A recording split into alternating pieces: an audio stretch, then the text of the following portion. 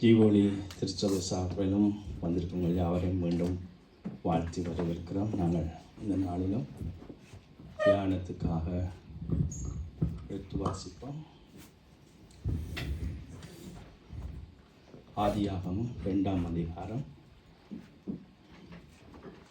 18வது வசனத்தை வாசிப்போம். பின்பு தேவனாகிய கர்த்தர் மனுஷன் தனிமையாயிருப்பது நல்லதல்ல என்று ஏற்ற துணையை அவனுக்கு உண்டாக்குவேன் என்றார். ஆமென். பின்பு தேவனாகிய கர்த்தர் மனுஷன் தனிமையாயிருப்பது நல்லதல்ல ஏற்ற துணையை அவருக்கு உண்டாக்குவேன் என்றார். நாங்கள் ஜெபித்திருந்தால் ஒரு விஷயம் ஜெபிக்கிறேன். கர்த்தாவே, பரிசுத்த ஆவியானவரே, இந்த மத்தியான நேரத்தில் எங்களை மறைத்து உங்களை வெளிப்படுத்துங்க. இதன் மூலமாய் சபையாருக்கும் எங்களுக்கு உங்களோட சித்தத்தை வெளிப்படுத்தி ஆசீர்வதிங்க. பரிசுத்த ஆவியானவரே, உங்களை உதவிக்காய் நன்றி. ஆமென்.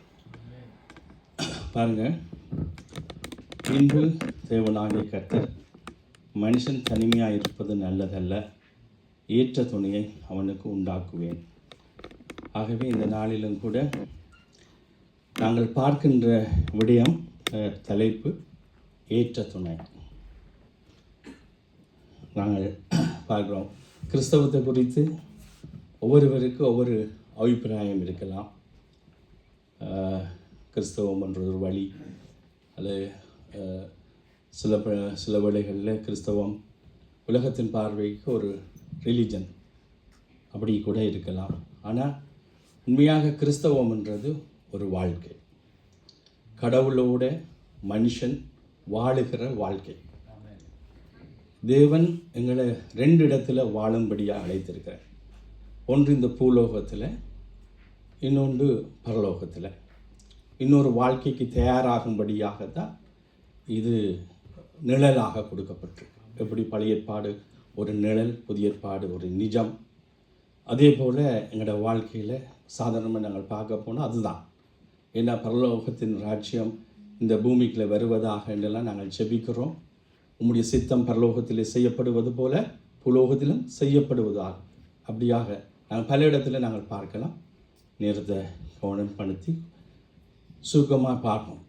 ஆகவே என்னென்னு சொன்னால், சுரேஷனே தான் எனக்கு ஞாபகம் வருது. ஸ்தோத்திரம். சுரேஷன் சொல்லுவார், தான் படிக்கிற காலத்தில் சித்தி அடையவில்லை, பெற்றப்பட்டுள்ளார். போல சித்தி அடையவில்லை, பெற்றப்பட்டுள்ளார். ஸ்தோத்திரம். உண்மையான முதலாவது இன்னொரு காரியம், இங்கே பேசப்படுகிற வார்த்தை தேவ வார்த்தை நலமானதை எடுத்துக்கொள்ளுங்க. உங்களோட குடும்பத்துக்காக, உங்களுக்காக என ஒருத்தரும் இந்த இடத்துல பேசுகிறதும் இல்லை. அப்படி பேசினாலும் அதற்கான பலனை அவர் அடையாமல் போவதும் இல்லை. ஆனப்படினா ஒருத்தருக்காக பேசுகிறதில்லை. கர்த்தர், நான் எப்படி பிரசங்கம் எடுக்கிறேன்னு ஒரு நிமிஷம் சொல்கிறேன். தேவன் எனக்கு கொடுக்குற பாரத்தை உங்களிடத்தில் கொடுப்பேன். எரேமியா அப்படித்தான், நீங்கள் ஏசாயா அப்படித்தான். சகல தீர்க்கதரிசிகளையும் பார்க்கலாம், ஊழியக்காரர்களை நீங்கள் பார்க்கலாம், எலியாவை பார்க்கலாம். எலியா வைராக்கியம் கொள்கிறான், குந்தி நடக்கிறாங்க, பாகாலுக்கு அடிபணிஞ்சு போயிட்டாங்க, தேசம் தீட்டுப்பட்டு போச்சு, வைராக்கியமாக நிற்கிறான். அப்படித்தான் நெகேமியா, எல்லாரும் அப்படித்தான், அலங்கம் முடிக்கப்பட்டு போச்சு, வைராக்கியமாக எழும்புறான். அவனுடைய தேவன் உங்களுடைய ஆத்துமாவில், ஆவியில் அந்த காரியத்தை போடுவார். இந்த இடத்துல நான் சந்தோஷப்படுகிறேன். அநேக ஊழியக்காரர்களை கர்த்தர் எழுப்புவார். ஒவ்வொரு மூலமாய் ஒவ்வொரு தன்னுடைய சித்தத்தை ஒவ்வொரு விதமாக ஒவ்வொரு கோணத்தில் அதை எங்களோட மத்தியில் அதை வைக்கிறார். இதெல்லாம் பிரசங்கத்துக்கு மற்றது. ஏன் நான் சொல்கிறேன்னா, இந்த பிரசங்கத்தை நான் இன்னொரு இடத்துல கொண்டு போய் கொடுத்துறேன். இது 2வது இடத்துல பேசுகிறேன். அந்த இடத்துல பேசினா, ஒரு குடும்பத்தில் அந்த குடும்பத்து ஸ்திரீ கணவனிடத்துல போயிட்டு, குணாபிரதரோட நீங்கள் ஏதாவது பேசுனீங்களா, ஸ்தோத்திரம் என்று சொல்லி, நான் சைக்காலஜி படித்தேன் அப்படின்னு சொல்லி குடும்பத்தில் இதாக போயிட்டேன். ஆனால் நல்ல வேளை நான் இந்த பிரசங்கத்தை முடிச்சு போட்டு நான் சொன்னேன், இந்த பிரசங்கம் எனக்கு 1 மாதம் 2 மாதத்துக்கு முன்னமே, 1 மாதத்தில் ஒரு ஆளுக்கு ஒரு பிரசங்கம் வாரது பெரிய விஷயம். 2 மாதத்துக்கு முன்னமே எனக்கு தேவன் கொடுத்துட்டார். போன முறை வாலிப பிள்ளைகளுக்காக நான் கொடுத்தேன். நான் கொஞ்சம் யாருக்கு ஞாபகம் இருக்க தெரியாது, என்னட்ட கோப்பி இருக்குது. ஒன்று தீங்கு வருவதற்கு முன் ஒன்று சிருஷ்டிகர்த்தரை நினை, அதான் இது. இந்த முறை அப்பா அம்மாவுக்கு. அப்போ வாலிப பிள்ளைகள் நாங்கள் நித்திர விடலாமா? இல்லை. நீங்களும் அடுத்த ஸ்டெப்ஸ் அப்பா அம்மா. ஸ்தோத்திரம். ஏண்டா எனக்கு 2 பெரிய பொம்பளை பிள்ளைகள் இருக்குது. அதனுடைய ஊருக்கு உபதேசம் உனக்கு இல்லடி மகளில் என் மகளுக்கு தான் ஃபஸ்ட்டு, என் மனுஷிக்கு தான் ஃபஸ்ட்டு. அப்போ ஸ்தோத்திரம். ஏண்டா பிரசங்கம் என் கிச்சனில் தான் நான் தொடக்கிறது. ஆனபடினால ஃபஸ்ட்டு எங்களுக்கு தான், எனக்கும் என் மனைவி பிள்ளைகளுக்கும். அதுக்கு பிறகு தான் தேவன் எனக்கு கொடுத்த பாரத்தை சபைக்கு சொல்கிறேன். அப்போ ஏற்ற துணை. அப்போ தேவன் எங்களுக்கு துணை நிறைய இருக்குது. அப்பா இருக்குது, அம்மா இருக்குது, அண்ணன் இருக்குது, தம்பி இருக்குது, மச்சான் இருக்குது, மாமா இருக்குது, சில ஃப்ரெண்ட்ஸ் பெஸ்ட்டு துணை. எனக்கெல்லாம் நிறைய ஃப்ரெண்ட்ஸ் சுவிஸில் இதில் இப்போவும் இருக்கிறாங்க. இப்போவும் ரட்சிக்கப்பட்டபடியான் ஒருத்தன் இந்த ஒர்க் வித் ஜீசஸ் டெய்லி போடுவான். எப்படி இருக்கா சொந்து போகாது என்று. ஒரு உதயன் என்று சொல்லி ஒரு வட்டக்கட்சி படியன் ஒரு ஃப்ரெண்ட்ஸ் இருக்கான். அப்படி நல்ல பெஸ்ட்டு ஃப்ரெண்ட்ஸ் இருக்கான். ஆனால் தேவன் எனக்கும் உங்களுக்கும் துணையை கொடுக்கறதிலும் பார்க்க அவர் எங்களுக்கு கொடுக்குற ஏற்ற துணையை உங்களுக்கு ஏற்படுத்தி கொடுத்துருக்கிறார். ஸ்தோத்திரம். அதுதான் பெருசு. பாருங்கள், இந்த வசனம் எடுக்கும் போதே என்ன, இது பெரிய ஒரு பிரசங்கம் சுருக்கமாக முடிஞ்ச சொல்ல அங்கே சொன்னேன். பின்பு என்று சொல்லி பார்க்குறோம். பின்பு என்றால் உங்களுக்கு தெரியும், ஏதேன் தோட்டத்தை எல்லாம் உருவாக்கி மண்ணில் இருந்து ஆதாமை உருவாக்கி, ஆதாமும் ஆண்டவரும் டெய்லி வாக் வித் ஜீசஸில் போயினோம், டெய்லி பேசினோம், நல்லபடியாக இருக்கிறார்கள். ஆனாலும் கூட ஆண்டவர் என்னத்தை பார்க்கிறார் என்று சொன்னால், ஆதாமுக்கோ இன்னும் ஏற்ற துணை ஏற்படவில்லை என்று சொல்லி பார்க்கிறார். ஆனபடினாலும் வாலிப பிள்ளைகள் இதில் என்ன தொக்கி நிற்குதுன்னு சொன்னால், உங்கள் அப்பா அம்மா உங்களுக்கு ஏற்ற துணியை பார்க்குறாங்களோ பார்க்க இல்லையோ சில வழியில். இப்போ நாங்கள்லாம் வாலிப வயசில் வெளிநாட்டுக்கு வந்துட்டோம். நான் கிட்டத்தட்ட 9 வருஷத்துக்கு மேலே ஐரோப்பாவில் டீனேஜ் வயசில் இருந்தேன். நான் டீனேஜ் வயசில் வந்துட்டேன்.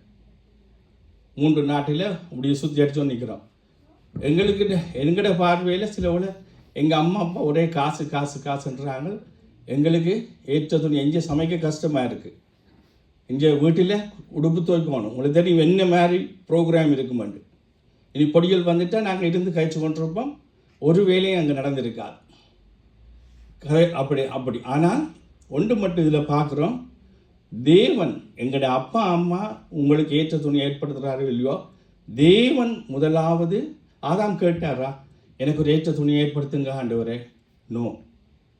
ஆனபடியா நீங்கள் வாலிப பிள்ளைகள் ஒன்று மட்டும் யோசிக்கணும், கர்த்தர் உங்களை படைத்த ஆண்டவர் அம்மா அப்பா கண்டிப்பாக உங்களுக்கு ஏற்ற துணியை ஏற்படுத்தி கொடுப்பார்கள். ஏனென்றா இவ்வளோ தூரம் சீராட்டி வளர்த்து நல்ல படிப்பு கொடுத்து நல்ல துயோ புத்திமதிகளை செய்து வழி நடத்துகிற அம்மா அப்பா இதை செய்ய மாட்டார்களா? ஆண்டவரை கேட்குற, இது சொந்த குமாரனை கொடுத்தவர் இவற்றை ஈயாதிருக்கிறதுபடி. உங்களுக்காகத்தான் உங்களுடைய அம்மா அப்பா கஷ்டப்படுறாங்க. இதில் இருக்கிற ஒவ்வொரு அம்மா அப்பாவையும் கேளுங்க, ஒவ்வொரு அம்மா அப்பாவையும் கேட்டு பாருங்க. லெலினே கேட்டால் உங்களை மட்டும் நான் எடுக்கிறேன் கோவிச்சுக்கொள்ளாங்க. கேட்டால் லெலினன் என்ன சொல்லுவார்? நான் பட்ட கஷ்டம் என்ற 3 பிள்ளைகளும் படக்கூடாது. அப்படித்தானே? அப்படித்தான். நான் அப்படித்தான் சொல்கிறேன். நான் எப்படி விசாவுக்கு அலைஞ்சேன், எப்படி அகதி என்று முத்திர குத்தப்பட்டேன், எந்தெந்த தேசங்களில் ஓடி அலைஞ்சேன், அப்படி என் பிள்ளைகள் இருக்கக்கூடாது. ராசாத்தி ராஜாக்கள் மாதிரி இருக்கணும்னு விரும்புகிறேன். ஸ்தோத்திரம். அப்படி விரும்புகிற நாங்களே இப்படி விரும்பினா உங்களையும் என்னையும் படைத்து போஷித்து வழிநடத்தி உடுத்தி அழகுபடுத்தி தன் ஜீவனை கொடுத்து உயிர் தெழுந்து இன்றைக்கும் கவலைப்படாத பயப்படாத வலக்கரத்தை பிடித்து துணை நிற்கிறேன் என்று சொல்லுகிற ஆண்டவர் உங்களுக்கு ஏற்ற துணை ஏற்படுத்துறது அதிக நிச்சயமா இல்லையா? நிச்சயம் பிள்ளைகளா, வாலிப பிள்ளைகளா. ஒருவேளை நீங்கள் அப்பா அம்மா கோயிச்சு கொள்ளக்கூடாது. நான் பிரதர் என்று எங்கள்கிட்ட பிள்ளைகளுக்கு சின்ன வயசு அண்டு நான் பள்ளிக்கூடத்தில் இப்போ கிறிஸ்டி பிரதரை போல என்னால் சமைக்கலாம். ஒன்றா கிறிஸ்டி பிரதர் வீட்டை கூப்பிட்டார், அந்த கிச்சன் ஓப்பன் பண்ணினதுக்கு 5-6 சாப்பாடு பட்டப்பட்டு வருது. நான் கொஞ்சம் கொஞ்சம் தான் சாப்பிடலாம், ஏன்னா நிறைய சாப்பிட்டா இந்த பிளட் ஊற்றியாக போயிடும். அப்போ சிநீரம் 15% தான் வேலை செய்கிறபடினால மிச்சம் டைலேஸ் பண்ணுது. அப்போ நான் தண்டி போட்டு அங்கே போய் நிறைய நேரம் எக்ஸ்ட்ரா மணித்தியாலம் பண்ணிடலாம். நர்ஸ் இருக்கிறா கேட்டு பாருங்க. அப்போ அப்படி செய்யலாம். அப்போ நான் கொஞ்சம் கொஞ்சம் தான் டேஸ்ட் பண்ணேன்.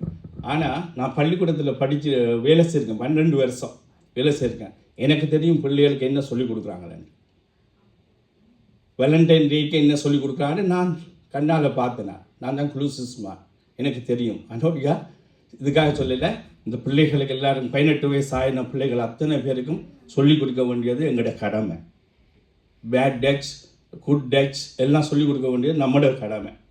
யாரோட இப்படி பேசணும், இப்படி நடக்கணும், நீ என்ன செய்யணும், என்ன செய்யக்கூடாது, ஒரு பிரச்சனை இல்லை.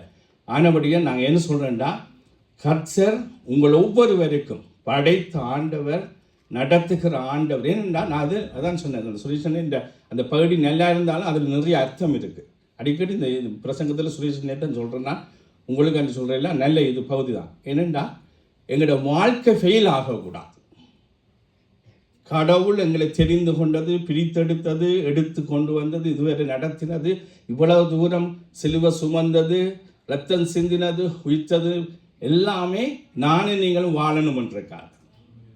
என்னோட வாழ்க்கையில் நாங்கள் ஃபெயில் பண்ணிடக்கூடாது. ஒருவேளை அப்பா அம்மா நாங்கள் ஃபெயில் பண்ணி விழுந்தெழும்பி வந்தாலும் எங்களோட பிள்ளைகளுக்கு கருத்தாய் போதித்து அதை நடத்த தேவன் எங்களுக்கும் எனக்கும் உங்களுக்கும் ஞானத்தை கொடுத்துருக்கிறார். தெளிந்த புத்திய அறிவை பைபிளை கையில் கொடுத்துருக்கிறார். ஸ்தோத்திரம். அப்போ அதில் தான் ஆண்டவர் சொல்லுகிறார், ஏற்ற துணை, உனக்கு ஏற்ற துணை. முதலாவது அம்மா அப்பா நினைக்கணும், என்னுடைய மனைவி என்னுடைய கணவன் எனக்கு என்ன ஏற்ற துணை. இந்த கிறிஸ்துவ ஆட்களுக்கு அது இல்லை. இல்லாட்டி கலைச்சு போட்டு இருப்பினோமோ. மோகன் பாச சொல்கிறார், கலைச்சாக்கள் இங்கே வரக்கூடாது. கேட்டுருக்கீங்களோ? ஒளிக்கார் கேட்டுருக்கீங்களோ? அப்படி ஏன்னா அது ஓகே இல்லை, தேவனுக்குள்ள ஓகே இல்லை. தேவன் நினைச்ச மனுஷன் பிரிக்கா. அது நீங்கள் எப்படி என்றாலும் பரவாயில்ல, லவ் பண்ணி செய்திருக்கலாம், அதில் பேசி செய்திருக்கலாம். நீங்கள் எப்படி கர்த்தர் நினைச்சிருக்கிறார். இப்போ நீங்கள் இருக்கிற அத்தனை பேர் நீங்கள் நினைக்கணும், என்ற மனைவி எனக்கு ஏற்ற துணை, என்ற கணவன் எனக்கு ஏற்ற துணை. ஸ்தோத்திரம். அது ஃபஸ்ட்டு. நீங்கள் பிறகு வேறு ஏற்ற துணை யோசிக்க வேண்டாம். இதுதான் உங்களுடைய ஏற்ற துணை. நாங்கள் ஏற்ற துணையோடு இணைக்கப்பட்டிருக்கோம். நான் வாலிப பிள்ளைகளுக்கு சொல்கிறேன், உங்களுக்கு கர்த்தர் ஏற்ற துணையை வைத்திருக்கிறார். ஸ்தோத்திரம். அது மட்டும் நீங்கள் யோசிங்க. அம்மா அப்பா உங்களுக்கு கடவுள் கொடுத்த ஒரு பெரிய கிருபை. ஆனால் அப்படின்னா நாங்கள் பார்க்குறோம், சுருக்கமாக பார்ப்போம். ஆகவே நாங்கள் பார்க்கிறோம். பாருங்கள், ஆதியாகமம் 2:20 வாசிங்க. அப்படியே ஆதாம் சகலவித நாட்டு மிருகங்களுக்கும் ஆகாயத்து பறவைகளுக்கும் சகலவித காட்டு மிருகங்களுக்கும் பேரிட்டான். ஆதாமுக்கோ ஏற்ற துணை இன்னும் காணப்படவில்லை. ஆமென். பாருங்க, எல்லாத்தையும் படைச்சோம். ஆனால் ஆண்டவர் சொல்றார், அப்படியே ஆதாம் சகல நாட்டு மிருகங்களுக்கும் ஆகாயத்து பறவைகளுக்கும் சகலவித காட்டு மிருகங்களுக்கும் பெயரிட்டான். ஆதாமுக்கோ ஏற்ற துணை இன்னும் காணப்படவில்லை. ஆகவே ஆண்டவர் ஆதாமை அப்படியாக அங்கே ஏற்ற துணையை இன்னும் காணப்படவில்லை என்று சொல்லி ஆண்டவர் அவ்வளவு தூரம் அந்த அக்கறையாக இருக்கிறத அந்த வேதம் தெளிவாக எங்களுக்கு சொல்லுது. ஆகவே தேவன் எங்களுக்கு ஒரு ஏற்ற துணையை அங்கே ஏற்படுத்தி கொடுப்பேன் என்று சொல்லி அங்கே அது செய்கிறத நாங்கள் பார்க்கிறோம். பாருங்கள், அது மட்டுமல்ல, அந்த ஏற்ற துணை எப்படி இருக்கும் என்று சொல்லுகிறார். ஆதியாகமம் 2:24 அதே பகுதியில் 24 வாசிங்க. இது நிமித்தம் வாசிங்க. புருஷன் தன் தகப்பனையும் தன் தாயையும் விட்டு தன் மனைவியோட இசைந்திருப்பான், அவர்கள் ஒரே மாம்சமாய் இருப்பார்கள். ஆமென். ஒரே மாமிசமாய் இருப்பார்கள். ஆகவே அங்கே அப்படியாக அங்கே 2 பேராக இருந்தாலும் அங்கே ஒரே மாமிசமாக இருப்பார்கள் என்று சொல்லி அப்படியாக அங்கே கொடுக்கப்படுகிறத நாங்கள் பார்க்கிறோம். அந்த ஏற்ற துணை என்னத்துக்காக கொடுக்கப்படுது என்று நீங்கள் பார்த்தீங்கன்னு சொன்னால், பிரசங்கி புத்தகத்தை எடுத்து வாசித்து பார்ப்போம். 4வது அதிகாரத்தில்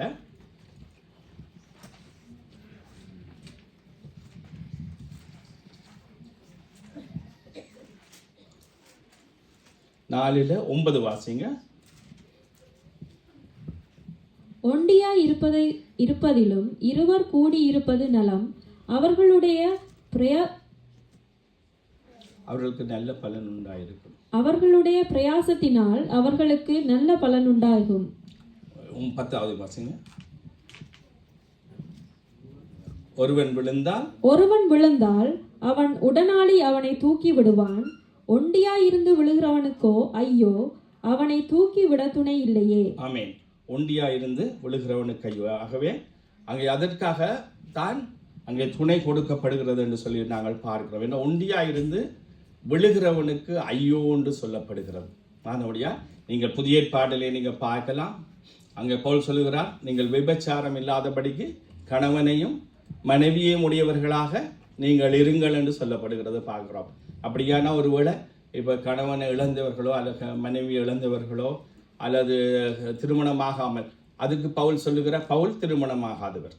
பவுல் சொல்கிறார், நீங்கள் என்னை போல கட்டப்படாதிருந்தால் நீங்கள் அப்படி இருக்கிறதுன்னு சொன்னால் நீங்கள் இருங்கள், ஆனால் அந்த கட்டை நீங்கள் அவிழ்க்காங்க, இப்படி இருந்தாலும் கூட பரவாயில்லை என்று சொல்கிறார். ஏனென்று சொன்னால் அப்படியானவர்களுக்கு தேவன்தான் ஏற்ற துணையாக இருக்கிறார் இல்லையா?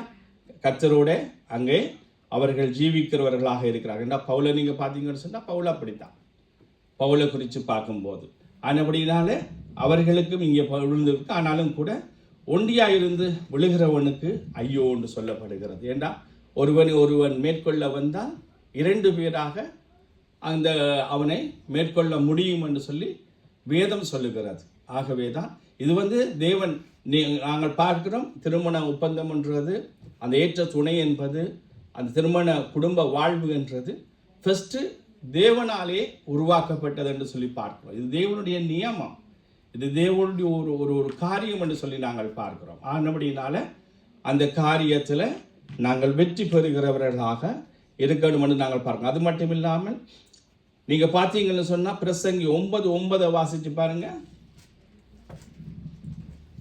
சூரியனுக்கு கீழே தேவன் உனக்கு நியமித்திருக்கிற மாயையான நாட்களிலெல்லாம் நீ நேசிக்கிற மனைவியோடே நிலையில்லாத இந்த ஜீவ வாழ்வை அனுபவி.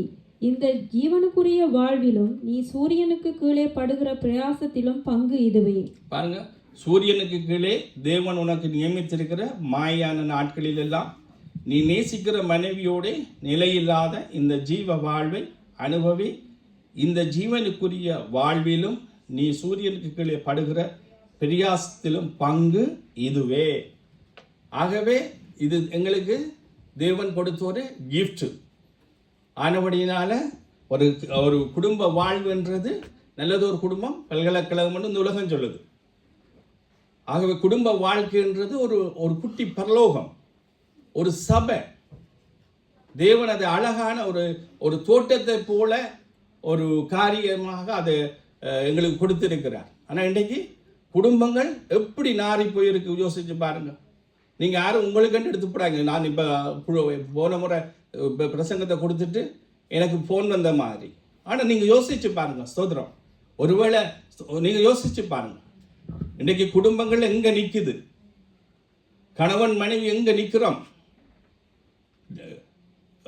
ஜெபக்குமார் ஆக்களே சொல்கிறாங்க, நான் செய்தி உங்களை மாதிரி நானும் யூடியூப்பில் கேட்குறேன். எனக்கு டயலிஸில் 4 மணிச்சாலும் எதையாவது போட்டு கேட்குறேன்னா கிறிஸ்தவத்துக்குள்ளே தான் இன்றைக்கு டிவோர்ஸ் கூட வந்துன்னு இருக்குது பிரியமானவர்கள். ஏன்னா மற்றதெல்லாம் ரிலிஜனில் இறுக்கி கட்டி கொண்டு நிற்கும்.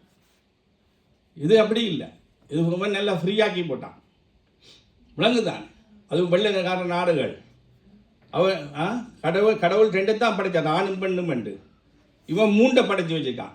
இன்னொன்று ஆணும் அல்ல பெண்ணும் அல்ல, 3 கொண்டு வந்து வச்சுக்கான். ஸ்தோத்திரம். விளங்குது தானே. அப்படி கிறிஸ்தவம் இன்றைக்கு எங்கேயோ போய் நிற்குது எல்லாம் தாண்டி. ஆனபடினால இங்கே நாங்கள் பார்க்குறபடி, ஆகவே நாங்கள் அந்த ஏற்ற துணை. சரி, நாங்கள் சுருக்கமாக பார்த்து முடிப்போம். என்ன டைம் போய் கொண்டிருக்கு பாருங்கள். இந்த ஏற்ற துணைகள் எப்படி இருக்கணும்னு பார்ப்போம். எபேசியர் 5ஆம் அதிகாரம் எடுங்க.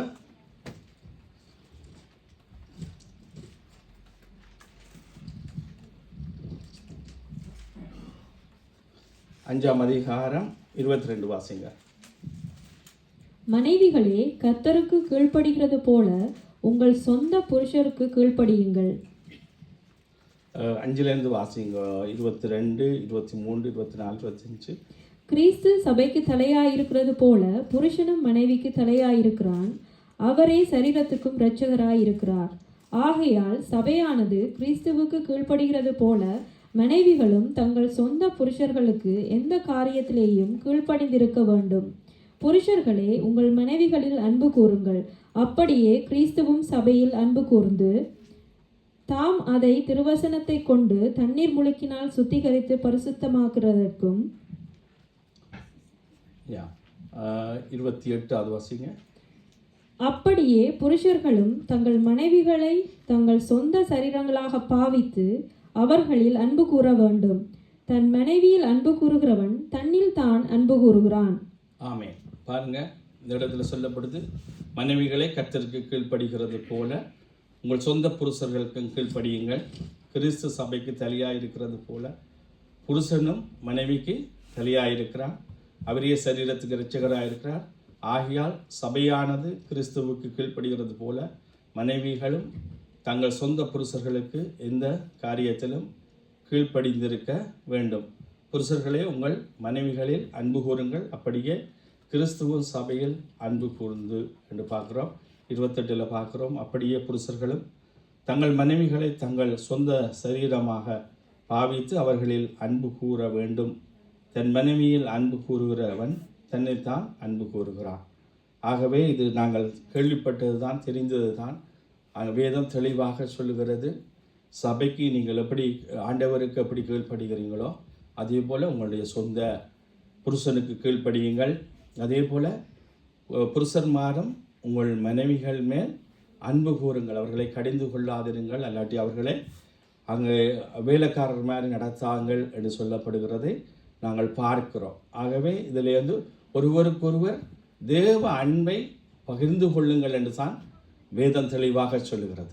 கிறிஸ்து எப்படி உங்களிலே சபையிலே உங்களிலே அன்பு கூறுகிறாரோ அதே அன்பை நீங்கள் ஒருவருக்கொருவர் அன்பாயிருங்கள் என்று சொல்லப்படுகிறது தான் நாங்கள் பார்க்கிறோம் பிரியமானவர்களே. ஏனென்று சொன்னால் அங்கே பாருங்கள், அது மட்டுமல்லாமல் அங்கே பிள்ளைகளை சிக்ஷையில் நடத்தும்படி எபேசியர் 6:4 வாசித்து பாருங்கள். பிதாக்களே, நீங்களும் உங்கள் பிள்ளைகளை கோபப்படுத்தாமல் கர்த்தருக்கேற்ற சிற்றையிலும் போதனையிலும் அவர்களை வளர்ப்பீர்களாக. ஆமென். பிள்ளைகளே, நீங்களும் உங்கள் பிதாக்களே, நீங்களும் இதில் பிதாக்கள் என்று எழுதப்பட்டிருக்குது. எப்போவுமே பைபிள் ஆம்பளைன்னு தான் கூடுதலாக எழுதும். ஆனால் தாயாக இருந்தாலும் சரி, தகப்பனாக இருந்தாலும் நீங்களும் உங்கள் பிள்ளைகளை கோபப்படுத்தாமல் கர்த்தருக்கேற்ற சிற்றையிலும். என்றால் நான் பல வீடுகளில் பார்த்துருக்கிறேன், அம்மாவுக்கும் மகளுக்கும் தான் சண்டை. எனக்கு தெரிஞ்சத்தக்கன ஒரு சபை, இங்கே 4 சபை ஓடுது. இன்னொரு சபையில் எனக்கு எல்லா சபையிலையும் ஆட்கள் இருக்குது. அந்த சபையில் ஒரு மகள் இருக்குது. அந்த அப்பா டெய்லி என்னோட எடுத்து பேசுவார். அதை அடிக்கடி எடுத்து பேசுவார். டெய்லியில் அடிக்கடி எடுத்து பேசுவார். அவர் வேலையால் வந்து பிரச்சனை தீர்ப்பாராம். சோதரம் அப்படியாக பார்க்குறோம். என்னென்னு கேட்டால் அம்மாவுக்கும் பிள்ளைக்கும் சண்டை. அப்பா வரணும், வேலையால் வந்து பிரச்சனைகள். இன்றைக்கு ஏனென்றால் அப்படியாக தாய் தகப்பன் பிள்ளைகளை கோபப்படுத்துகிறவர்களாக காணப்படுகிறார்கள். அது ஆனால் வேதம் சொல்லுது, சிட்சித்து போதித்து நடத்து, சிட்சை செய் என்று சொல்லப்படுகிறது. பாருங்கள், சிட்சைகளை பார்க்குறோம்னு சொன்னால் பாருங்கள், ஒரு காலத்தில் ஒவ்வொரு மாதிரி சிட்சை செய்ய சொல்லியிருக்கு. அடுத்த பாருங்க, நீதிமொழிகள் 29:15 வாசித்து பாருங்க.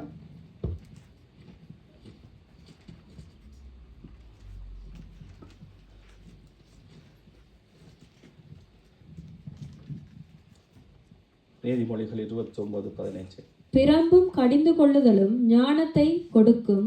தன் இஷ்டத்துக்கு விடப்பட்ட பிள்ளையோ தன் தாய்க்கு வெட்கத்தை உண்டு பண்ணுகிறான். ஆமென். 29:17 வாசிங்க. உன் மகனை சிற்றை செய், அவன் உனக்கு ஆறுதல் செய்வான், உன் ஆத்துமாவுக்கு ஆனந்தத்தையும் உண்டாக்குவான். ஆமென். இதில் நாங்கள் வாய்ச்ச 4 கர்த்தருக்கேற்ற சிக்ஷையிலும் போதனையிலும் அவர்களை வளர்ப்பீர்களாக. சிக்ஷிக்க வேண்டாம் என்று சொல்லப்படவில்லை.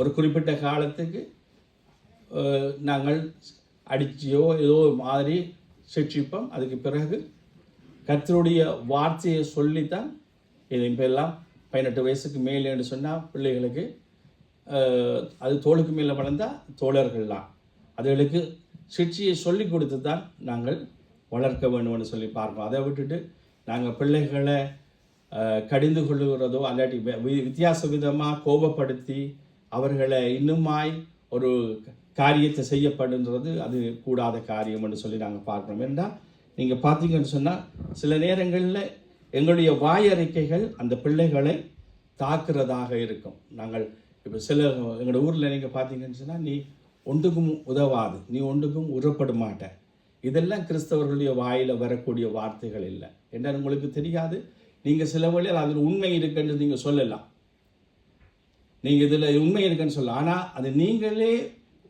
வாயினால் எங்களோட பிள்ளைகளை நாங்களே சபிக்கிறது போன்ற ஒரு பிற்போக்கான அறிக்கை. ஆனால் தேவனுக்கு இது கர்த்தருக்கு பிரியமில்லை என்று சொல்லி வித்தியாசமாக நாங்கள் பாசிட்டிவாக சொல்லி அவர்களை எடுக்கணுமே ஒழிய நாங்களே பேடான வார்த்தைகளை சொல்லி அந்த பிள்ளைகளை நோகப்படுத்துகிறது, அந்த பிள்ளைகளை அந்த கஷ்டப்படுத்துகிறது, அது அவ்வளவு நல்ல காரியம் இல்லை. அதனுடைய தேவன் ஆண்டவர் அதில் அங்கே குறிப்பாக அங்கே சொல்லி வச்சுக்கிறத நாங்கள் பார்க்கிறோம். அதே போல் பாருங்கள், 1 தீமோத்தேயு 2வது அதிகாரத்தில் வாசிப்போம். 1 தீமோத்தேயு 2ஆம் அதிகாரம் 9 வாசிங்க. ஸ்திரீகளும் மயிரை பின்னுதலினாலாவது பொன்னினாலாவது முத்துக்களினாலாவது விலையேற பெற்ற வஸ்திரத்தினாலாவது தங்களை அலங்கரியாமல் தகுதியான வாசிங்க 9, 10, தகுதியான 13, 14 தகுதியான வஸ்திரத்தினாலும் நாணத்தினாலும் தெளிந்த புத்தியினாலும் தேவ புத்தியுள்ளவர்கள் என்று சொல்லிக்கொள்ளுகிற ஸ்திரீகளுக்கு ஏற்றபடி நற்கிரிகைகளினாலும் தங்களை அலங்கரிக்க வேண்டும். ஸ்திரீயானவள் எல்லாவற்றிலும் அடக்கமுடையவளாயிருந்து அமைதலோடு கற்றுக்கொள்ள கடவள்.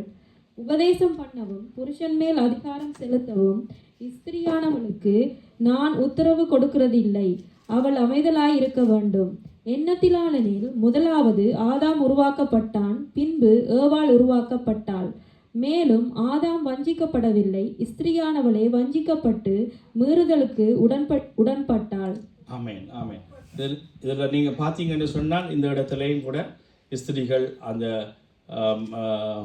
மயிர பின்னுதலினாலும் பொன்னினாலும் முத்துக்களினாலும் வெளியேறப்பெற்ற வஸ்திரங்களினாலும் தங்களை அலங்கரியாமல் தகுதியான வஸ்திரத்தினாலாவது நாணத்தினாலும் தெளிந்த புத்தியினாலும் தேவ பக்தி உள்ளவர்கள் என்று சொல்ல கொள்ளுகிற ஸ்திரீகளுக்கு ஏற்றபடியே நற்கிரியைகளினாலும் தங்களை அலங்கரிக்க வேண்டும்.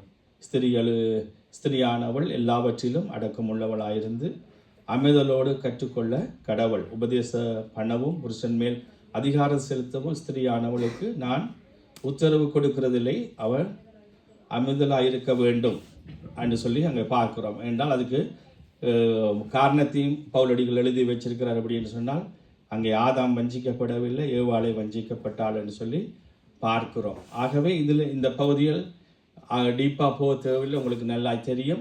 ஆனபடினால அந்த முக்கியமான தேவன் பார்க்கிறது என்னன்னு சொன்னால் அங்கே நீங்கள் நீதிமொழிகளில் பார்க்கலாம். ஒரு வசனத்தில் தேவன் அதை எழுதி வச்சிருக்கிறார் பாருங்கள். நீதிமொழிகள் 14:11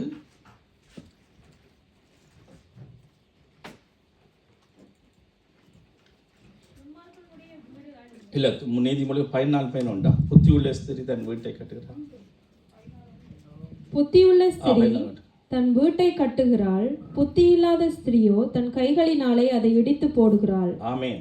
புத்தியுள்ள ஸ்திரீ தன் வீட்டை கட்டுகிறாள் என்று சொல்லி பார்க்குறேன். ஏன்னா நான் உங்களுக்கு ஏன் சொல்கிறேன்னு சொன்னால் லேடிஸ் யோசிப்பாங்க, ஸ்தோத்திரம் இவ ஆம்பளையில் நான் பிரசங்கம் பண்ணினோம், அப்போ லேடிஸ் ஆமத்தில் தான் பிரசங்கம் பண்ணினான். நோ, அது இல்லை, வேதத்தில் இருக்கிறத நான் உங்களுக்கு வாசித்து காட்டுறேன்.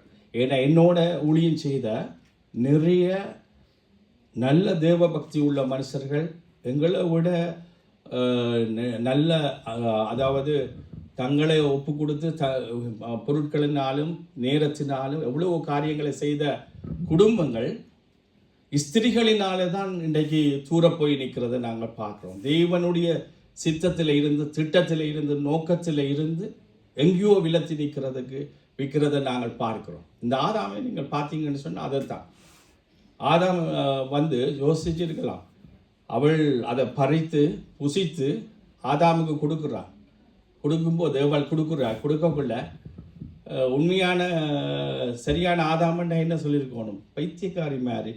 ஆண்டவர் என்ன சொன்னார்? இது புசிக்க வேண்டாம்னு இல்லை சொன்னார்.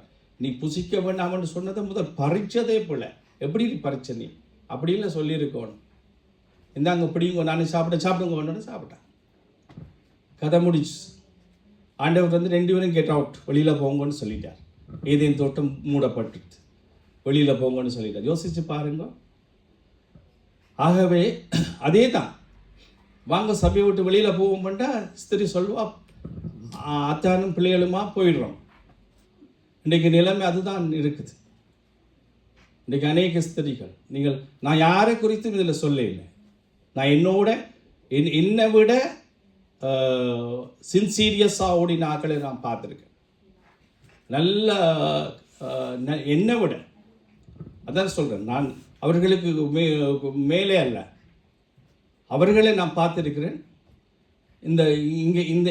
இங்கே சொல்லப்பட்ட பவுல் சொன்னது அப்படியே அவர்களுடைய வாழ்க்கையில் இந்த வசனங்கள் நிறைவேறினதை எங்களால் பார்க்கக்கூடிய ஸ்தோத்திரம். அல்லேலூயா.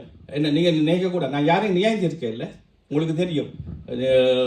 இதில் எலியாவை குறித்தோ எலிசாவை குறித்தோ சாலமோனை குறித்தோ தாவீதை குறித்தோ சகலதும் அப்படி பரிசுத்த வேதாகம் சகலதும் அப்படி எழுதியிருக்கு. அவன் விழுந்தது, எழும்பினது. ஏன் விழுந்த இடத்துல நீங்களும் விழுங்கோ அப்படியோ இல்லை, எங்களுக்கு உங்களுக்கு முன்மாதிரியாக இந்த இடங்கள் விழும். நான் பிள்ளைகளுக்கு கார் பழக்கின பிள்ளைகள் இதில் கொஞ்சம் இருக்குது, கேட்டு பாருங்க. நான் சொல்லுவேன், அவன் எங்கே உங்களுக்கு செக் வைப்பானண்டு, எது தண்டுவானண்டு. முந்த நாள் கூட ஒரு பிள்ளைக்கு போனான், முதல்ல சொன்னான், காலையில் ஸ்கூட்டி கொண்டு போனான், கொஞ்ச நேரம் தான் ஓட கிடச்சது. போய்க்க சொன்னால் இந்த டொட் கோடு தாண்டினா ஃபெயில் அண்டு பிள்ளை தாண்டிட்டு. அந்த நேரத்தில் பதட்டம் தாண்டிட்டு, அது தாண்டக்கூடாது. ஏன்னா அங்கேருந்து கார் வந்தது, அது அந்த வார காருக்கு, இது நாங்கள் போகிற காருக்கு சோதரம் விளங்குதாங்க. ஆனபடினால தேவன் சிலதை எங்களுக்கு தெளிவாக போட்டு வச்சு காட்டுறார். இது நீங்கள் செய்யுங்கோ, இது நீங்கள் செய்யக்கூடாது அப்படி என்று சொல்லி பாருங்க. ரைட், அடுத்தது நாங்கள் பார்ப்போம்னு சொன்னால், ஏனென்றால் பாருங்கள், ஆகவே ஸ்திரீகளுக்கு நாங்கள் பார்க்குறோம். அதே போல் நாங்கள் ஏற்ற துணைகள் எப்படி இருக்கக்கூடாதுன்னு சொல்லி நீங்கள் பார்ப்பீங்கன்னு சொன்னால், ஆதியாகமும் 9:22-23 வாசிங்க. ஆதியாகமும் 9.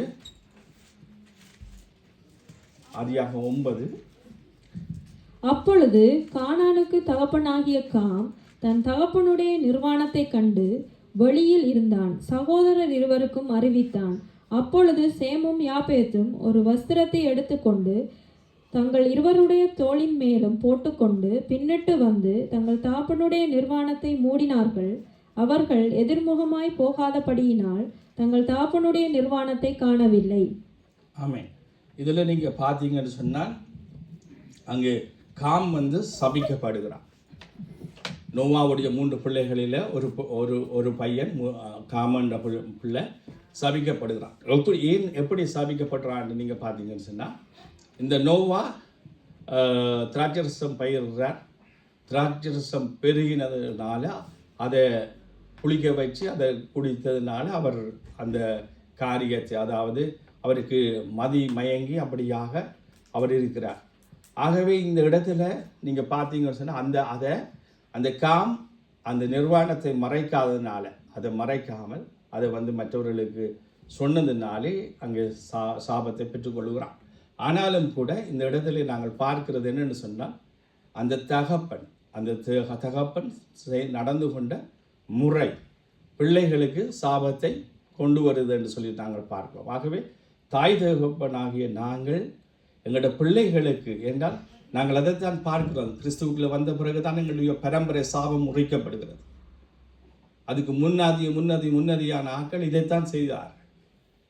இந்த சாபத்தை தான் நாங்கள் கிறிஸ்துவுக்குள்ளே நாங்கள் யார் வருகிறோமோ அந்த சந்ததி முறிக்கப்படுகிறது என்று சொல்லி பார்க்கிறோம். அந்த சாபத்தை எல்லாம் கர்த்தர் எங்களுக்காக முறிக்கிறார் என்று சொல்லி பார்க்கிறோம். ஆகவே இந்த இடத்துல நாங்கள் பார்க்கிறது என்று சொன்னால், தாய் தகப்பன் எப்படி இருக்கணும் என்று சொல்லி பார்க்குறோம்னு சொன்னால் அந்த ஸ்திரியானவள் புத்தியுள்ள ஸ்திரியாக இருக்கணும். அதே போல் நாங்கள் தம் பிள்ளைகளுக்கு ஆசீர்வாதத்தை நாங்கள் வைத்துட்டு போகணுமே ஒழிய சாபத்தை சேர்த்து வைக்கிறவர்களாக இருக்கக்கூடாது. அதாவது இந்த இடத்துல நீங்கள் பார்த்தீங்கன்னா இது சாதாரணமாக அங்கே வைன சொல்லுது. அதே மாதிரி மதிமயங்கி நடக்கக்கூடிய பகுதிகள், தேவனுக்கு பிரியமில்லாத பகுதிகள், கர்த்தர் அருவருக்கிற பகுதிகள், இதனால் யாருக்கு காரியம் வரும்னு சொன்னால் நம்முடைய எதிர்வரும் சந்ததிக்கு, எங்களுடைய சந்ததிக்கு தான் அது அங்கே ஒரு காரியத்தை கொண்டு வரும்னு சொல்கிறோம். இப்போ உதாரணத்துக்கு சொல்ல போனால் இப்படி சொன்னால் உங்களுக்கு விளங்கும். நாம் வீட்டை வேண்டி வச்சா காரை வேண்டி வச்சுட்டு நாங்கள் போனோம்னு சொன்னால் அது பிள்ளைகளுக்கு சேரும். என்னுடைய மகள் எக்கனாமிக் தான் படிக்கிறான். அவளுக்கு அந்த பேங்க் இதில் பற்றி படிப்ப அவள் எனக்கு சொன்னா, அப்பா நீங்கள் கடன் பட்டுட்டு போனால் எங்களை கேட்பாங்களேன்னு. பார்த்தீங்களா, இதுதான் சாபம். இது உதாரணத்துக்கு சொல்கிறோம். நாம் நடக்கிறது அதான் சேர்த்து வச்ச புண்ணியம் சந்ததியை காக்குமடி கண்ணதாசன் பாடுறான், விளங்குதா? ஆகவே தாய் தகப்பன் நாங்கள் இன்றைக்கு பார்க்குறது தான். தாய் தகப்பன் ஏற்ற துணைகளாக இருக்கிற நாங்கள் தாய் தகப்பன் எங்களோட பிள்ளைகளுக்கு வார்த்தையினால் கூட சாபத்தை கொடுக்கக்கூடாது, நடத்தையினால் கொடுக்கக்கூடாது. நாங்கள் எப்பொழுதுமே ஆசீர்வாதமான ஒரு தாய் தகப்பனாக நாங்கள் இருக்கணும். அது மட்டுமல்ல, நாங்கள் ஏற்ற துணைகள் 2 பேரும் ஒரு சிலருக்கு ஒவ்வாமல் போய்கொண்டிருப்போமேன்னு ஒன்று சொல்லி பார்த்தோம்னு சொன்னால் பிள்ளைகளுடைய எதிர்காலம் பாழா போயிடும். ஒரு நல்ல தகப்பன் தாயுடைய நல்ல உறவில் வளர்கிற பிள்ளைகளுக்கும் தகப்பன் தாய் இப்படியான வளர்கிற பிள்ளைகளுடைய நீங்கள் அந்த மனநிலைகள், அவர்களுடைய போக்குகள், அவர்களுடைய சிந்தனைகள், அவருடைய காரியங்கள் எல்லாத்தையும் பார்த்தீங்கன்னா கண்டிப்பாக வித்தியாசம் தெரியும். நிறைய பிள்ளைகள் உளவியல்லையே அது பாதிக்கப்பட்டிருக்குங்க, வியாதிகளில் பாதிக்கப்பட்டிருக்கள். அது மட்டும் இல்லை, இன்றைக்கு நீங்கள் பார்க்கக்கூடியதாக இருக்கிறது என்று சொன்னால் இன்றைக்கு இந்த ஐரோப்பாவில் இந்த பிள்ளைகள் லேடிஸ் திருமணம் செய்கிறதுக்கும் பாய்ஸ் திருமணம் பார்க்குறதுக்கும் காரணம் என்ன? தாய் தகப்பன் விட்ட சண்டை தான். அவர்களுடைய வாழ்க்கையில் நடந்ததை இதுகள் சின்ன பிள்ளையிலிருந்தே அது உளவியல்ல உண்மையாகவே பாதிக்கப்பட்டதுனால தான் எங்களுக்கு திருமணம் வேண்டாம், நாங்கள் இப்படி இருந்துடுறோம், சாமன் ஊனனாக இருந்துடலாம். ஸ்தோத்திரம். நான் பெல்ஜியங்கானோட வேலை செய்திருக்கேன் 32 வருஷத்துக்கிட்ட. அவன் சாமன் ஊனனாக இருக்கான். நான் கேட்டேன், எதுக்கு நீ இவ்வளோ காலம் இதுன்ற? சரி, ஒரே ஃப்ரவான்னு கேட்டேன். 32 வருஷம் ஒரே ஃப்ரவான்னு. எஸ், ஒரே ஃப்ரவ் தான். நீயும் அப்போ இல்லை, அப்போ எதுக்குடாப்பா எழுதாமல் ஒன்றுமில்லாம் இருக்கிறேன். அப்போ அவன் சொன்னான், நாளைக்கு பிரச்சனை வந்தாலும் நான் என் பேக் எடுப்பேன், நான் போவேன். அவள் தன் பேக் எடுப்பாள், அவள் போவாள். வீட்டை கேன்சல் பண்ணுவோம், ஃபினிஷ். நான் எந்த பாட்டில் போவேன், அவள் செஞ்ச பாட்டுவாள். கோர்ட்டுக்கு போத்தவில்லை, அங்கே போத்தவில்லை, இங்கே போத்தவில்லை, எதுக்கும் போத்தவில்லை, உனக்கும் சம்பந்தமே இல்லைன்னு சொல்லிட்டு போவான்னு சொல்லுவான்னு சொன்னான். பாருங்கள், இதுக்கு காரணம் என்னென்றால் இதுதான் காரணம். ஸ்தோத்திரம். ஆனால் தேவன் எங்களை அப்படி இணைக்கவில்லை. ஏன்னா அங்கே நாங்கள் பார்க்குறோம், வசனம் பார்க்குறோம் பாருங்கள். அங்கே பாருங்கள், அது மட்டும் இல்லை, ஆதியாகமம் 27:4 இருக்க வாசிங்க. 27:4.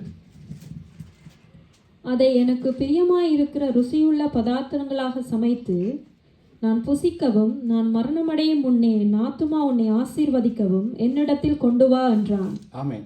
இந்த பகுதியை நாங்கள் என்னத்துக்கு பார்க்குறோம்னு சொன்னால், உங்களுக்கு தெரியும், ஏசாவுக்கும் யாக்கோபுக்கும் பிரச்சனையை கொண்டு வந்ததே அவங்க அம்மா என்று சொல்லி நீங்கள் பார்க்கலாம். ஸ்தோத்திரம். இன்றைக்கு அது கூட நாங்கள் செய்யக்கூடாது. அந்த பகுதிகள் கூட இன்றைக்கு அநேக குடும்பங்களில், அநேக வீடுகளிலே நீங்கள் இதை பார்க்கலாம். கிறிஸ்தவ குடும்பங்களில் கூட நீங்கள் பார்க்கலாம். நீங்கள் நிறைய இடங்களில் நான் பார்த்துருக்கிறேன். இப்படியான காரியங்களை நாங்கள் பார்க்குறோம். இந்த பைபிளில் சகலதும் எழுதப்பட்டிருக்கு. ஆகவே இந்த காரியங்கள் கூட அந்த ஏசா அவங்களுக்கு தெரியும், யாக்கோபு எப்போ வெட்டலாம்னு நிற்கிறான், வரட்டும் மச்சானண்டு, அல்லாட்டி அப்பா வண்டியை போடட்டும், அதோட அன்றைக்கு 2 பாட போகுது பேரண்டு. அந்த அளவுக்கு ஏசா இருக்கா. எதுக்கு? என்ன காரணம்? அம்மா அப்பா தான் காரணம். ஒன்று அம்மாட பிள்ளை, ஒன்று அப்பாட பிள்ளை. ஸ்தோத்திரம். அப்படி இருக்கக்கூடாது. ஸ்தோத்திரம். அப்படி இருக்கக்கூடாது. சில நேரங்களில் நாங்கள் தெரியாமல் இந்த தவறு செய்கிறோம். ஏன்னா உதாரணத்துக்கு எங்கள் வீட்டில் என்னுடைய சின்ன மகள் என் முதல் மகள் பிறக்கக்குள்ள எனக்கு அவ்வளோ பெருசாக வேலையில் பட்டதாரிகள் தானே. அப்போ பெரிய வேலையில் இல்லை. அப்போ வேலை கிடைக்குது, வேலை கிடைச்சி போகிறோம். அப்போ ஃபுல்லாக வீடியோக்கள் அதுகள் இதுகள். அந்த நேரம் எங்களோட இருந்த பொடிகளும் 2 பொடிகள் இருந்தவங்க, பேர் சொல்ல விருப்பம் இல்லை. அப்போ அவர்களோட இதுதான் வேலை, அதை எடுக்கிறேன். ஆனால் 2வது ஆளுக்கு நான் ரொம்ப வேலை. நான் நிறைய ஃபோட்டோக்கள் நிறைய இதுகள் எல்லாம் பெருசாக செய்யலை. அப்போ இப்போ வளர்ந்து எல்லா ஆல்பங்களையும் பார்த்து போட்டு சின்னவாக கேட்குறா, அப்பா நீங்கள் அப்பா நீங்கள் அக்காவில் பாசம் என்னில் பாசம் இல்லைன்னா எனக்கு பெருசாக ஒன்றுமே நீங்கள் செய்யலை. அவங்களுக்கு நிறைய ஆல்பமாக கிடக்குன்னு சொல்லி. ஆனால் உண்மையாக அது இல்லை. ஸ்தோத்திரம். அப்போ தான் நான் யோசித்தேன். அப்போ ஒருக்கா மோகச்சிலாசோட மெசேஜ் கேட்டேன். அவர் சொன்னார், உங்களுக்கு 2 பிள்ளைகள் இருந்தால் 2க்கும் சமனாக செய்யுங்க. ஏண்டா கண்டிப்பாக அந்த பிள்ளைகளுடைய இருதயங்கள் நோக பண்ணும். ஏண்டா அதில் எப்படி எடுக்குங்கள் என்று சொன்னால், அக்காவில் தான் ஒரு பாசம், என்னில் பாசம் இல்லை. அல்லாட்டி அண்ணாவில் அந்த ஒரு பாசம், என்னில் பாசம் இல்லை. ஆனால் தாய் தகப்பனாக இருந்தாலும் கூட இந்த இடத்துல நாங்கள் செய்ய வேண்டியது என்ன, இதுகளெல்லாம் நாங்கள் சின்ன காரியம் என்று நாங்கள் நினைக்கிறோம். ஆனால் உண்மையாக சின்ன காரியம் இல்லை. அவர்களுக்குள்ளே அந்த உளவியல் ரீதியில் அவருடைய காரியங்களில் ஒரு காரியத்தை கொண்டு வருகிறது. இதை நாங்கள் பார்க்கக்கூடிய இருக்கிறோம். ஆகவே நான் இது எதுக்கு எடுத்தேன்னு சொன்னால், நாங்கள் இந்த காரியங்களில் கூட நாங்கள் தவறு விடக்கூடாது என்று சொல்லி நாங்கள் பார்க்கிறோம். பாருங்கள், நாங்கள் முடிக்க போகிறோம், அங்கே பார்க்குறோம். ஆகவே அங்கே பாருங்கள், அங்கே அது மட்டும் இல்லாமல் லூக்கா 1:6 எடுத்து பாசுங்க. 1:6. அவர்கள் இருவரும்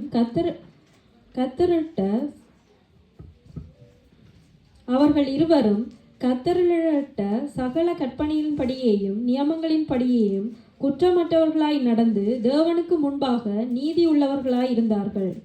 ஆமென். இது சகரியாவுடைய காரியத்தில் பார்க்கிறோம். ஆகவே இப்படியான ஒரு குடும்பமாக இருக்க வேண்டும் என்று சொல்லி வேதம் தெளிவாக அங்கே சொல்லுகிறதை நாங்கள் பார்க்கிறோம். அங்கே சகரியாவும் எலிசபெத்தையும் குறித்து இப்படியாக சொல்கிறது, அவர்கள் இருவரும் கத்தரிட்ட சகல கற்பனைகளின் படியேயும் நியமங்களின் படியேயும் குற்றமற்றவர்களாய் நடந்து தேவனுக்கு முன்பாக நீதி உள்ளவர்களாய் இருந்தார்கள் என்று சொல்லி நாங்கள் பார்க்கிறோம். ஆகவே நாங்கள் கணவன் மனைவி என்று சொல்லுகிற நாங்கள் கர்த்தர் எங்களை இணைத்தார், ஏற்ற துணை. அதை நாங்கள் முதலாவது தெரிந்து கொள்ள வேணும். நீங்கள் சொல்ல நினைக்கக்கூடாது, ஆரம்பத்தில் கல்யாணம் எனக்கு பேசி கல்யாணம் செய்து நான் தேவனிடத்தில் அதாவது இதுதானா, இது சரிதானா அப்படி என்று சொல்லி பார்த்து தான் நாங்கள் திருமணம் செய்தோம். ஆனால் திருமணம் செய்து ஒரு ஒரு 3 குறிப்பிட்ட காலம் 3 மாதத்துக்கு கிட்ட அப்படியே கல்லு ரோட்டில் வண்டியில் போன மாதிரி தான் கிடந்துச்சு. எனக்கே சந்தேகமாக கிடந்துச்சு, இது தேவன் இணைத்ததா, இது தேவ சித்தத்துக்கு என்ன, தேவனுடைய சித்தமெல்லாம் பார்த்துத்தான். என்ன ஸ்தோத்திரம், இந்த வாலிப பிள்ளைகளுக்கு இந்த இடத்துல சொல்ல வேணும், உங்களுக்கான ஏற்ற துணைக்காக நீங்கள் ஜெபம் பண்ண வேணும். அது போன முறை கூட நான் லெனின் பிரதருடைய பிரசங்கத்தில் இதில் ஒரு டச் பண்ணி கொண்டு போனார். அதாவது எல்லா கிறிஸ்தவனும் எல்லா கிறிஸ்தவனையும் செய்கிறதில்லை, அது சரியான காரியம். உங்களுக்கென்ற ஏற்ற துணை யார் என்று நீங்கள் முழங்கால் படியிட்டு நீங்கள் ஜெபிக்கணும். அந்த ஏற்ற துணையோடு தான் கர்த்தர் உங்களை இணைக்கும்படியாக. பாஸ்டர் கூட இந்த இடத்துல சொல்லியிருந்தார். நான் மட்டக்களப்பில் போய் சிஸ்டரை பார்க்கும்போது நான் நினைத்து கொண்டே போனேன், ஆண்டவரே இப்படி நடந்தால்தான் நான் இதை ஓகே பண்ணுவேன்னு சொல்லி. அதே போல் நடந்தது. அதே போல் நானும் அப்படித்தான். எனக்கு அந்த காலத்திலேயே என்னை வளர்த்தவர்கள் சொல்லித்தந்த காரியம், நீங்கள் ஏற்ற துணைக்காக நீங்கள் ஜெபம் பண்ணுங்கள். ஜெபம் பண்ணி கர்த்தரிடத்தில் ஏதாவது ஒரு கிளிக் உங்களுக்கு உண்டாகும். அதன் பிறகுதான் நீங்கள் அதுக்கு ஓகே பண்ணணும். முடிய கண்டதை காதல் கொண்டதை கோலம், கடைசி அது ஏற்ற துணை கிடையாது. அது நீங்கள் உங்களுக்கு துணையை ஏற்படுத்திக் கொள்வீர்கள், அது ஏற்ற துணை அல்ல. நான் உங்களுக்கு தெளிவாக சொல்லுகிறேன், வேதம் தெளிவாக சொல்லுகிறது, ஏற்ற துணை வேற துணை வேற. என் அம்மா எனக்கு துணை, இப்போவும் கோப்பி அனுப்பி கொண்டிருக்கான், இதெல்லாம் அனுப்பி கொண்டிருக்கான். என்ற சுக்கு கோப்பி தான் நான் குடிப்பேன் என்று இப்போவும் அனுப்பி கொண்டிருக்கிறான். ஸ்தோத்திரம். இப்போ தனிசனட்டையும் கொண்டே கொடுத்து விட்டான், தம்பி இதை என் மகன்கிட்ட கொண்டே கூடண்டு விளங்குதானே. அது துணை, ஏற்ற துணை என்றது இதுதான். ஆகவே என்றால் நீங்கள் கர்த்தரிடத்தில் அதற்காக நீங்கள் செபிக்க வேணும். அடுத்தது நீங்கள் பார்த்தீங்கன்னு சொன்னால் தாய் தகப்பன் செய்ய வேண்டிய காரியம் ஓசியா 4:6 ஒரு வாசிங்க. ஓசியா 4:6 முடிஞ்சு டைம் வாசிங்க.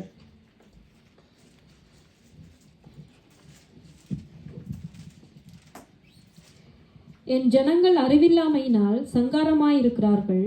நீ அறிவை வெறுத்தாய், ஆகையால் நீ என் ஆசாரியனாய் இராதபடிக்கு நானும் உன்னை வெறுத்து விடுவேன். நீ உன் தேவனுடைய வேதத்தை மறந்தாய், ஆகையால் நானும் உன் பிள்ளைகளை மறந்து விடுவேன். ஆமென். நீ என் வேதத்தை மறந்தால் நான் உன் பிள்ளைகளை மறைப்பேன். ஆகவே தாய் தகப்பன் முதலாவது ஆரை இறுக்கி பிடிக்கணும், சபைக்கு முதல்ல வரணும், தேவனை தேடணும், தேவனுடைய வேதத்தை தேடணும், வேதத்தில் நடக்கணும். அப்போதான் பிள்ளைகளை தேவன் நினைப்பார். என்னுடைய அப்பாவை நான் ரட்சிக்கப்படுத்தினது இப்படித்தான், அப்பாவை கிறிஸ்துவுக்குள்ள கொண்டு வந்தது அதுதான். ஸ்தோத்திரம். இந்த வசனத்தை தான் எழுதினான். அப்பா, நீங்கள் வேதத்தை எடுக்காமல் போனால், வேதத்தை மறந்தால் உங்கள் பிள்ளைகளை கர்த்தர் நினைக்க மாட்டார். அதைத்தான் கடிதமாக எழுதி அனுப்பி விட்டுறான். ஸ்தோத்திரம். பிரியமானவர்களே, ஏனென்றால் அங்கே சொல்லப்படுகிறது. ஆகவே சில காரியங்களை தாய் தகப்பன் ஆகிய நானும் நீங்களும் சில காரியங்களை விட்டு வெளியில் வரணும். அந்த காரியங்கள் செய்யக்கூடாது. ஏனென்றால் இன்றைக்கு நான் எத்தனையோ வாலிப பிள்ளைகளோட கதைக்கிறேன், நான் வாலிப பிள்ளைகளுக்கு ஃபோன் அடிக்கிறேன், நான் வாலிப பிள்ளைகளோட அவர்கள் சொல்லுகிற காரியம் தாய் தகப்பன் தங்களோட நடத்துனரைத்தான் சொல்லுகிறார்கள். தாய் தகப்பன் தான் காரணம். ஸ்தோத்திரம். கர்த்தருக்கு ஆண்டவருக்கு சந்தோஷப்படணும். ஒரு சில தாய் தகப்பன் தங்களோட பிள்ளைகளை உற்சாகப்படுத்தி இந்த இடத்துல கொண்டு வந்து காரியங்களை செய்விக்கிறதுக்காக, உண்மையாகவே. ஏனென்றால் அதுதான் சரி. உங்களோட பிள்ளைகளை நீங்கள் அப்படித்தான் நடத்த வேண்டும். ஆகவே தாய் தகப்பன் முதலாவது தேவனுக்கு பிரியமாகவும் தேவனுக்கு காரியங்களையும் செய்யணும். கடைசியாக இந்த வசனத்தை வாசித்து முடிப்போம். மத்தேயு 19:6.